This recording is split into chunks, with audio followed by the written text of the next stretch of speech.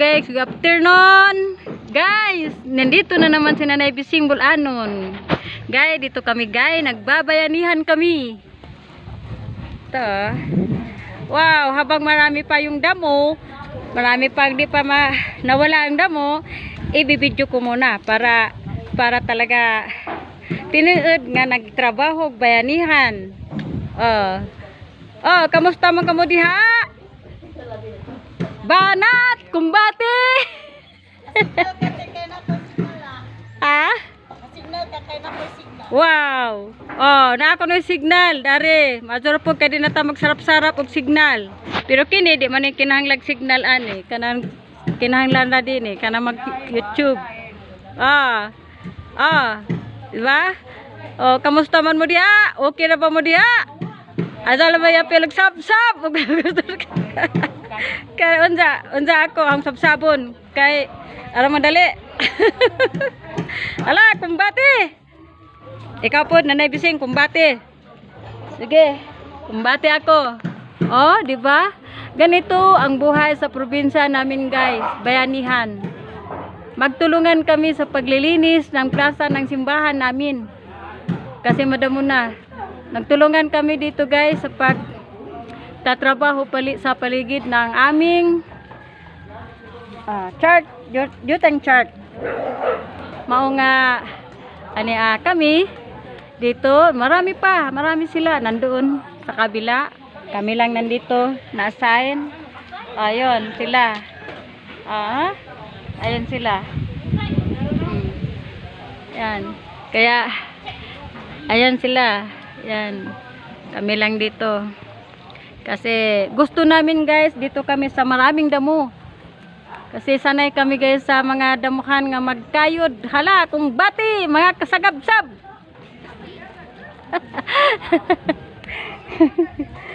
Nag-aramidon si kayo.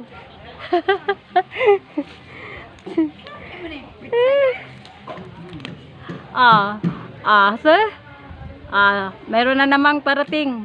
Dito na naman yung isang kauban namo nga makipagbayanihan. Dali na day, lingko na day, kumbati na day, banat na day. Asal naman nagbasa.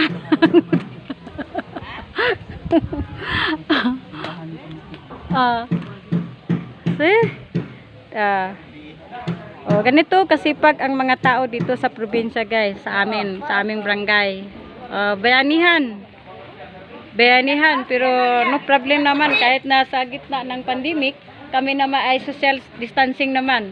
Hindi naman kami nagpatong-patong. Nagsapaw-sapaw dito sa bungas, hindi naman. Social distancing naman.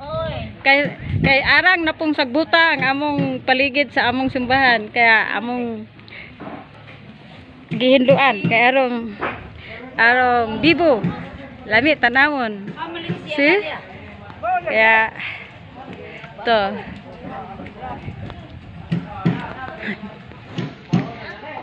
Ito yung paligid ng aming simbahan. Yan. Malinis na dyan. Tapos na dyan. Yun, ginagawa pa nila. Gawa sila ng labat. Dyan.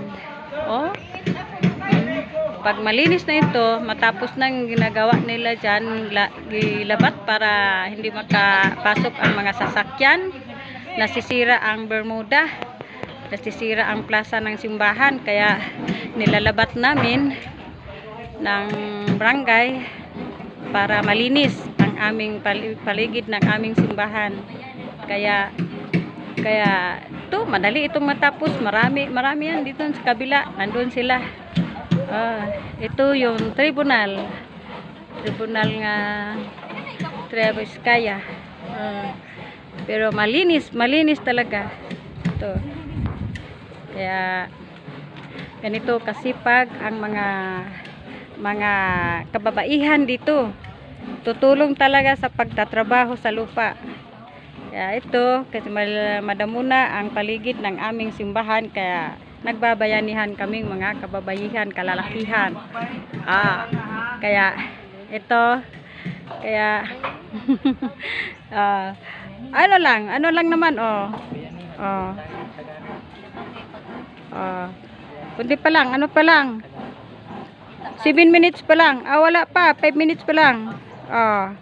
Kaya, sandali lang naman para, ano. Okay. Okay, ducks. Ha. Mayroon ng mga parating. Okay, thank you very much for watching. Click my button channel. Subscribe naman po. Thank you. Bye-bye. Bye-bye.